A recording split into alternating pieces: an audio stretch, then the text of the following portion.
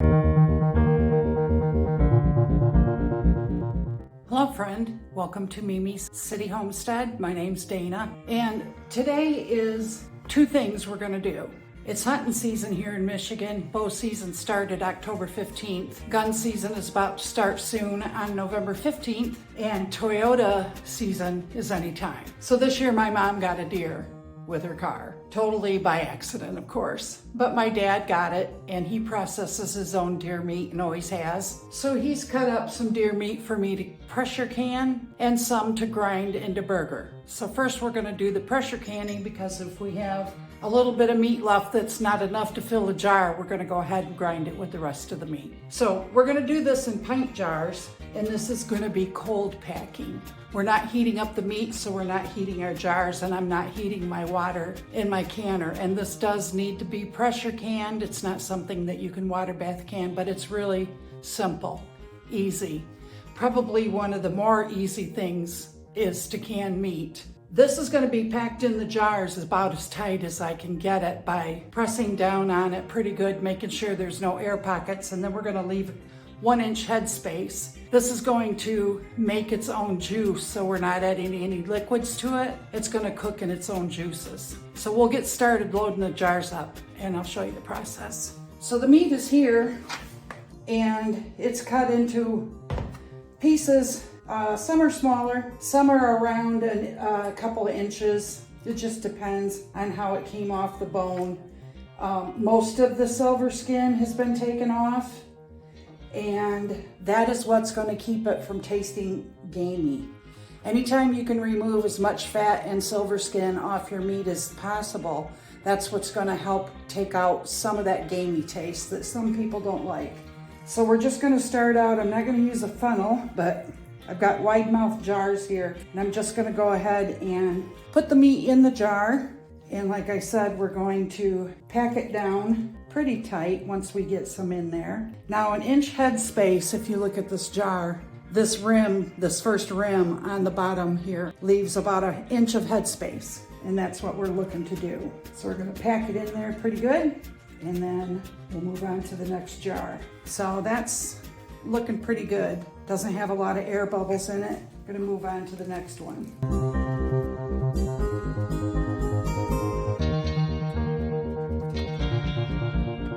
Now, the reason we want to pack in as much as possible, we want to make sure there's enough meat in this jar to make enough juice to cover it.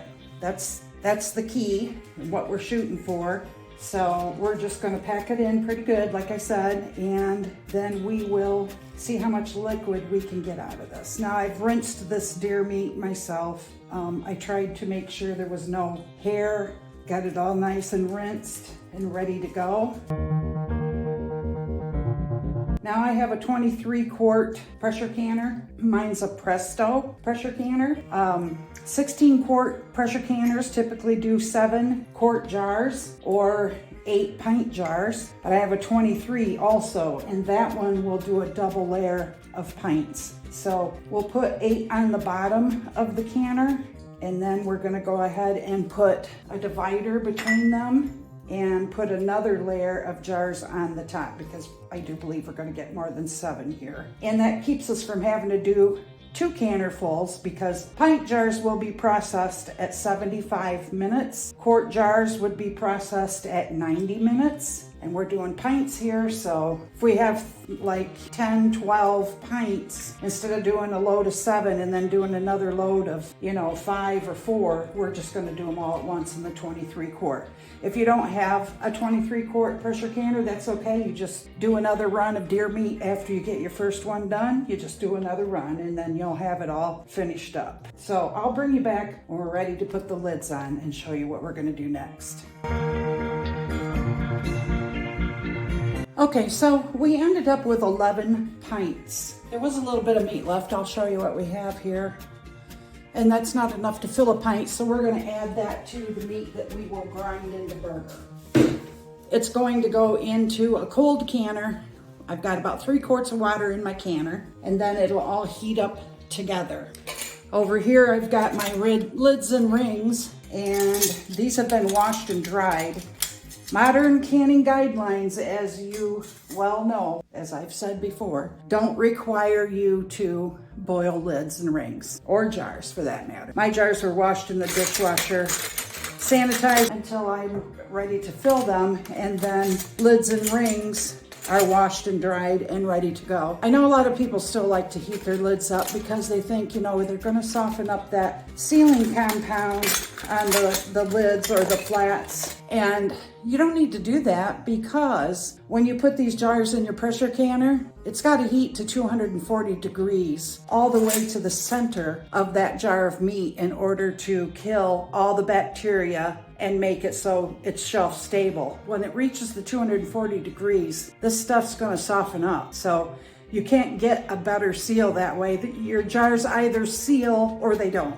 And in this case, heating it to 240 is going to soften that compound up, and your jars are going to seal if you've got everything the way they should be. Everything's clean, everything's wiped off. And that's what we're doing next, because we're not adding anything to the jars but salt. After we do the salt, we're going to wipe the rims with just plain white vinegar before we put our lids on.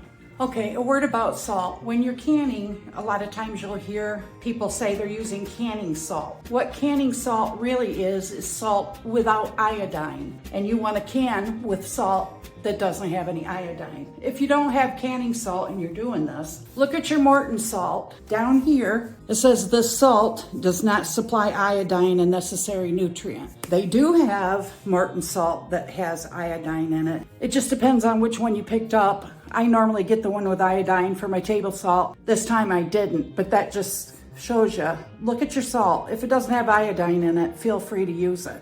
A lot of times people will also use kosher salt. That's fine too. Lately I've been using something called Redmond's Real Salt. It has the minerals and things in it, and it's mined in the US, in Utah. And the flavor is really good, and I like it a lot. I happen to be out now because I use it so much, but I do have canning salt, and that's what I'm going to use. Salt is not necessary to preserve the meat. It's not something you need for safe canning.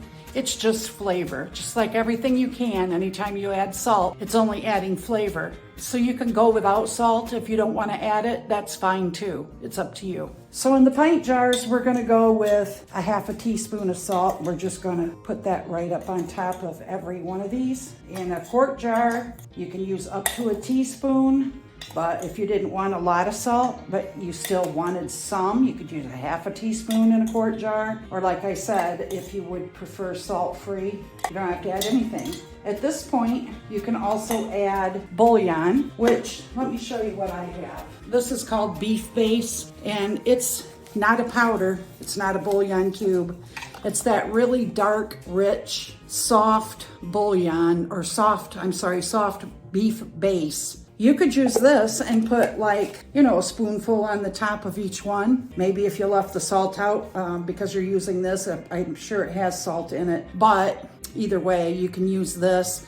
You could put bouillon cubes in it if you wanted to. You could also, some people put taco seasoning, like a tablespoon in the top of it. I guess it just depends on what you're going to use it for. We're just going to make plain venison cubes with a little salt. That's all we're going to do with it. This will cook in the pressure canner and be unbelievably tender. It would be just like as if you used your Instant Pot, or you used, a regular pressure cooker to make the meat. It's going to be that tender, fall apart, tasty good. And then if you leave it plain with just salt, you can use it in any dish that you want to. But this way it's going to be shelf stable, and it's going to save you all that freezer space. A lot of people like to use the freezer space for other stuff. They get a deer and they think, no, I don't have room for it. But if you can it, you can freeze what you need to of it and can the rest and put it on your shelf. So the next thing we're going to do now is, got our salt in there. I'm going to take my paper towel and go around the rim of each jar to get any kind of blood, salt, basically anything that could get in my way of getting a good seal without anything in between the compound and the rim of the jar. That's what we're looking to do, is clean them off the best that we can before we put our flats or our lids. So I will get all of these wiped down and bring you back when I'm ready to put on the lids and rings. Okay, I've got them all wiped down. One thing to mention too, when you're wiping down the rims of your jars, if you don't do this when you're washing them, it's a good idea to do it when you're doing the rims, is to check them for any chips. You don't want any jars with chips or even cracks in the bottoms, on the side, any kind of stress cracks that look kind of funky to you. Don't put those jars in your pressure canner. It's gonna ruin the food in it. It's not gonna be able to hold up. Sometimes jars, when they're very, very old, and I have some that are very, very, very old, can stress from usage over time. Nothing lasts forever, including that. So you can sometimes have a jar that gets a crack or a stress mark in it. So check them over. Check the tops for the chips in those. Now we're going to take our lids and center them right over the top of our jars. And then we're going to put a ring on. And this is where you just go until it gives you resistance and doesn't move. Then you give it a small turn, not tight. This has to let the air in the jar escape. When the pressure in the canner pushes the air out of the jar, it's got to come out somewhere. You can't over tighten this, or you could end up with a lid that's buckled, and you don't want that either. So just put your ring on, give it a spin till it stops, and then give it a small turn. It's just enough to make sure that the lid stays on the jar during the process, but not so much that it causes problem for the air to get out. So I'm gonna go ahead and put my lids and rings on all my jars, and then I'll bring you back and show you what we're gonna do with the canner.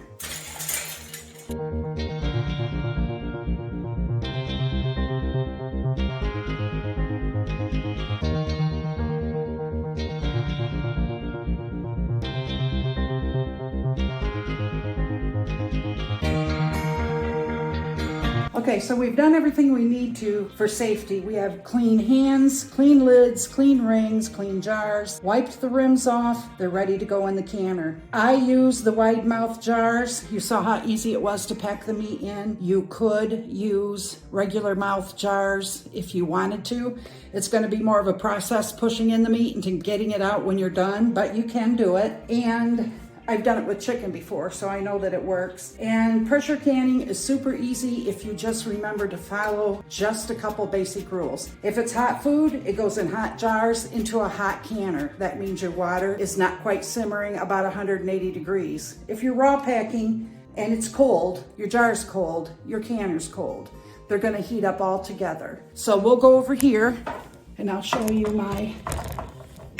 this is my 23 quart canner that I'm going to turn on, not quite high, about a medium high. Since these are cold, I don't need my little jar lifter to put them in there and place them inside. My canner, like I said, it's a Presto canner. It wants 3 quarts of water in the bottom when you're canning. You might have a different size canner. You might have a different brand of canner.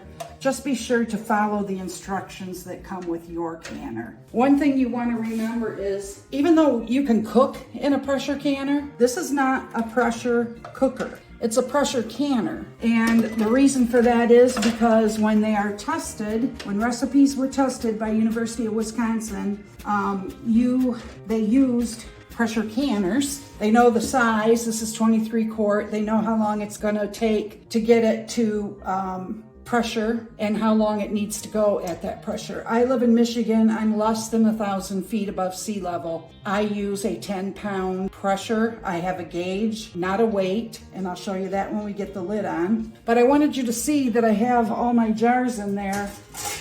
And then I have a separate, about this separately, that can sit right on top of those jars. Then what I'm going to do at this point is take my other 3 jars, saving me from doing another whole canning session, and I'm going to put them on top in the second layer. That's why this one is 23 quarts, because it's made to do that. And then we're all ready to start canning. Now, when I say I don't have a weight, I'll show you. This is a valve that will pop up first. Once this starts building pressure from steam, it will force this up and engage with a bracket that's actually inside this pot to kind of lock it down, as well as you locked it when you put it together. This is the steam vent, and this is what I go by for 10 and actually on canners, 11 pounds of pressure. We want to build pressure not too quickly, because if you overshoot your 10 pounds, you're going to have to back it down by turning your burner down. You may turn it down too far, go under 10, and then you have to stop the process. Even though if it goes under 10, you stop the timer, you don't have to start it all over again from 0. If you're at 20 minutes and you happen to drop under 10 pounds, you just stop your timer. You turn your heat up and get it back to your 10 pounds, and then you start your timer back up. It's gotta be 75 minutes at 11 pounds of pressure the entire time. Otherwise, it's not properly canned, and you don't want that. You don't want the risk of botulism or any other funky thing that can grow in a jar of meat. So to do this right, get it to 10 or 11 pounds, keep it there and hold it there by adjusting your burner. And you know your stove better than I do because everybody's is different. And you keep it there for the full 75 minutes that's required for pints. Now, when it starts building pressure, it's going to have steam shooting out of this vent, really like a freight train, steam just blowing all the way up the microwave there. Once it starts steadily blowing steam out, it's driving air out of the canner. And if you pressure can, you probably know all of this, but there are some people who may not know. So I'm going to just let you know, this is your pressure vent. Steam's going to come rolling out of it. Once it does that, set your timer for 10 minutes and let that steam away for a full 10 minutes to help get that cold air driven out of that canner. Once your 10 minutes is up, you're going to take, this is not a weight, like I said before, we go by my gauge. It is heavy, but it's not a weight of certain poundage. It's just a regulator that drops on top of your steam vent and keeps the steam from escaping so that pressure will build. So when we get to the point where this is popped up and steam is rolling out of my steam vent, I'll bring you back and show you what that looks like. But in the meantime, we're just waiting for our cold can or cold meat, cold jars to heat up enough to build steam and start shooting out of that vent. Okay, so I don't know how good of a view I can get you. I am going to grind this bowl of meat. Doesn't look like much, but it is a big bowl and it's very heavy, into burger. Now, when you make burger out of venison, you can grind it straight venison. It's not a problem if that's how you like it. This is the same as canning. The more of the silver skin and fat you get off of your meat, the less gamey it's going to taste. A lot of people will take part of their deer and maybe add a third, like 2/3 deer, 1/3 pork from a pork loin. You can get big old pork loins at Sam's, $16 or less. That one would have been too big for this. We decided to go with sausage, pork sausage, because deer is dry. It doesn't have a lot of fat. It's lean. By adding another fatty meat to it, it kind of helps bring that up a little bit. So we're going to add about 1/3 of the pork sausage to 2/3 of the deer. And the way I'm going to try to do it is grab a couple of pieces, of the deer and then, grab a little bit of pork and throw in there behind it to try to mix it a little bit. There's another piece or two of the deer. Now, this is a KitchenAid attachment, and it's not KitchenAid brand, it's a different brand, but it's made for my KitchenAid mixer. It is a grinder. I have 2 blades. Then I also have 2 of the different sizes for the burger, the screen that it comes through. This is the smaller one. I have the bigger one on.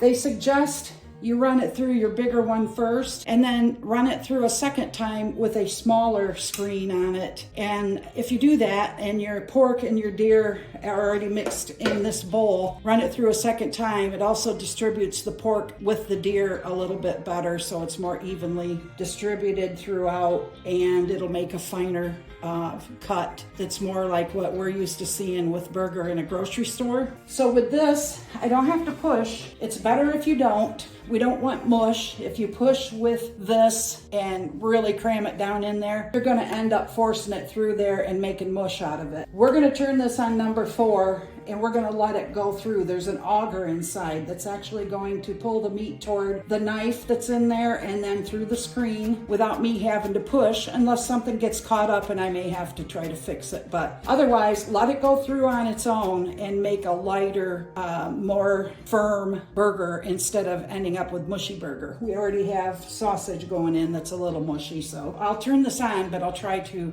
turn the volume down on the video so it doesn't bother you. But we go to number 4. And the auger will go sending the meat through. If you have silver skin and fat a lot on your meat, it is going to be a little more difficult to get it to go through the grinder. But we'll guide the meat down in there. A little bit more behind it, and there comes your burger. And see, I don't even have to push on it or do anything other than just guide the meat down in there.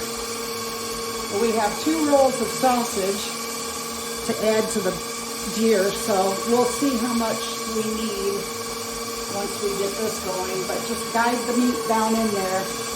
It'll fall out itself. And that is a pretty good sized grind. So once we're finished, we may want to run it through. And we can run a little bit through and see how it looks. But for now, I'm just going to go ahead and keep grinding what I got here in the bowl, and it shouldn't take too long at all, actually.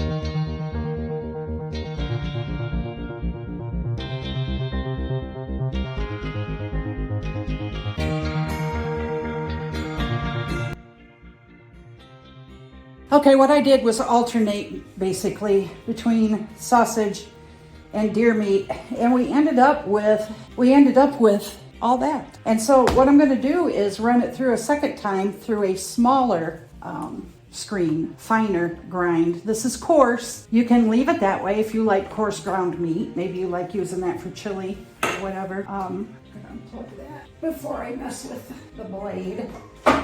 So this I paid about $50 for. One thing I love about my KitchenAid is this little hub up here allows you to attach a lot of really cool tools. Like I needed to get a new strainer for my tomatoes and my applesauce and different things. And instead of paying a whole lot more for my typical strainer I would get, I just bought a attachment for the top of this. And that one was actually on sale for $40. This was on sale too. If you watch for the sales, you'll find them. Then you can attach them to your, because maybe a lot of people don't have meat grinders. I didn't have a meat grinder until I bought this. And I bought this because when I make my bolognese sauce, I use 3 different meats, pork, beef, and then pancetta, and I grind it all together and make meat to make the sauce, the homemade sauce, and it's so good. And this was a lot easier. I tried doing it in my Cuisinart, but it just was the meat would not cut up small enough, and it ended up ruining that actually. I had to get a new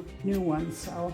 But now I just screwed in, you saw how simple that was. I replaced that screen with the finer screen, and I'm gonna go on and push through what we've already ground up over here back into this bowl and try to get it mixed a little better. What I ended up adding to the deer was just 1.5 pounds, maybe even a little more, not quite 2 pounds. That's what I had left. So now I'm gonna just go ahead and put this through.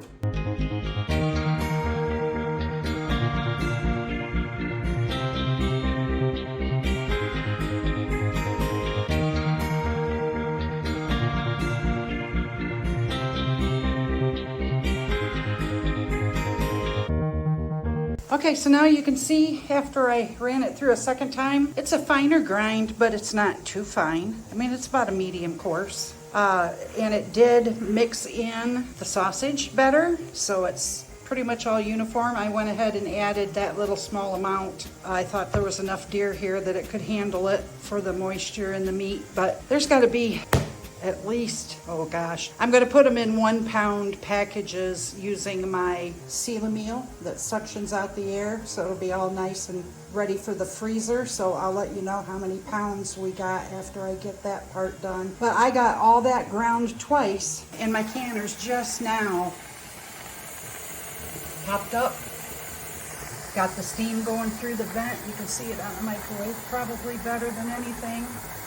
But it took all that while because first of all, it's a 23 quart. Second of all, it started out with cold water. Normally I hot pack things, and so my water's already got a head start on heating, and I use the smaller canner unless I have quite a bit of something like I did this. So now we're gonna set our timer for 10 minutes, and I'll bring you back when that's up. I'm gonna go ahead and put some plastic over this burger before I try to seal and meal it, and put that in the fridge and try to get it cold again. It's pretty cool now. I mean, it's not like it's warm, but it's not cold and stiff like I would like it to be before I go ahead and package it up. So we'll just put a little plastic wrap over that and throw it in the fridge. But doesn't that look good? And plenty of it.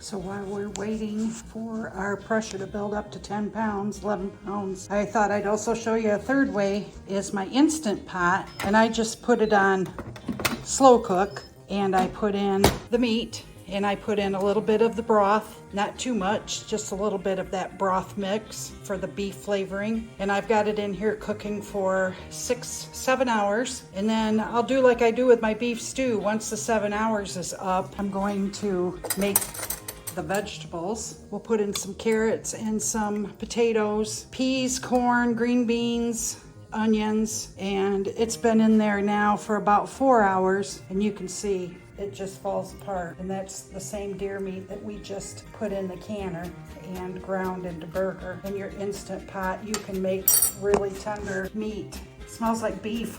So once I get the 2 hours is up for my meat, I'm going to add a little bit more water to it, and I will put in the carrots, potatoes, the other vegetables. Once I get those in there, put the lid on, and then I put it on low and then do pressure cook on low. And I do that for about 20 minutes, and that tenderizes the carrots and everything because I use whole baby carrots. And then after everything's all good and tender, I make a little bit of a slurry with cornstarch and thicken it up, and you've got stew. So we're trying that out too. But you can see already that meat is just as tender as can be. Okay, timer has gone off. 10 minutes is up. And now we're gonna put on our regulator right over the steam vent. And we're gonna build pressure up to the 11 pounds for my area. If you're above 1,000 feet above sea level, yours will change, and it'll probably be about 15, but you can look that up. You can look up the amount above sea level you are, Google it, find out where you're at, and then find out what pounds you should be canning at for your area. But mine is all set to go. This isn't the time to walk away because we're gonna watch this go up to the 11 pounds, and then we're gonna adjust our heat just a little bit to make it stay there. All right, so we're at almost 11 pounds, or just about 11 pounds. So I set the timer, I thought 75 minutes for pints. And I just have to keep my eye on this and make sure I maintain it at that amount of pounds for the entire time. Once the timer goes off and the 75 minutes are up, I just shut the burner off and leave it alone until it comes to zero pressure naturally by itself. That will fall and that will be on zero. That can hit zero and that can still be up. I still have to wait for that to fall. And then when that happens, I'll take off the regulator, let it set for 5 minutes, and then take the lid off and let the jar sit in there with the lid off for about 5 minutes. If you do it that way, you won't get any siphoning, because once you have a quick change in temperature between the jars and the environment, it can cause thermal breakage of the jars, and it can also cause siphoning for the liquid to shoot over the rim of the jar and under the seal. And then if it's sealed up, it would have some of the product underneath it and it may not stay sealed. So it's just best to let it be patient and let it cool down by itself, and then let it set for 5 minutes and then 5 more minutes. And then you can take them out, let them set 12 to 24 hours, and I'll bring you back when they're ready to come out.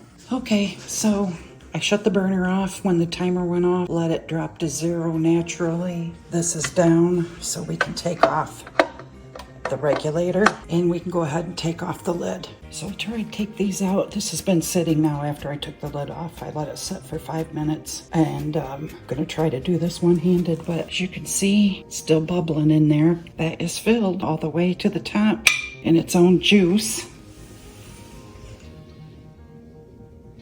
Looks beautiful.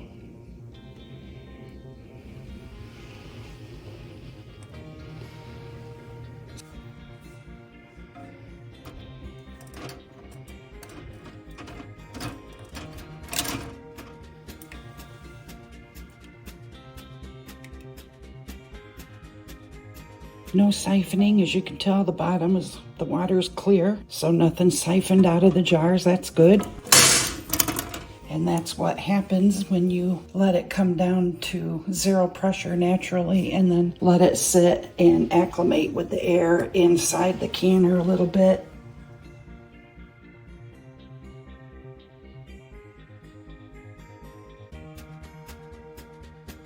So far, every one of them seem to have made enough juice to cover the meat without adding anything to it. No liquids added. And now it's just a matter of waiting for them to seal. Leave them here for 12 to 24 hours. Okay, so what we ended up with in ground beef is I took my kitchen scale, measured out 1 pound portions. We've got 6. We had a little over 6 pounds with a little bit to spare. I just added to each 1 pound because it doesn't have to be exact. And then I'm going to go ahead and just package them, each of the 1 pound pieces. I'm going to try to package as a flat package as much as I can. So we'll run it through, I will run it through the vacuum sealer. We get it in here and kind of press it down a little bit. Flatten it out as much as we can to try to get that air out. And then we will run it in here.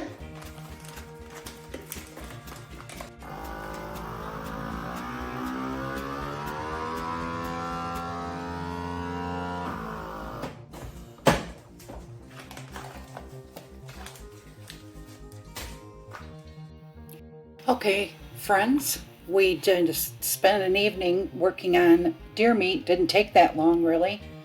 If you found this video interesting or helpful, please give it a like and consider subscribing. And thank you again for stopping by and canning with me. We ended up with 6 pounds of deer burger, 11 pints of deer meat, and I think my parents are pretty happy with that. So thank you again for stopping by.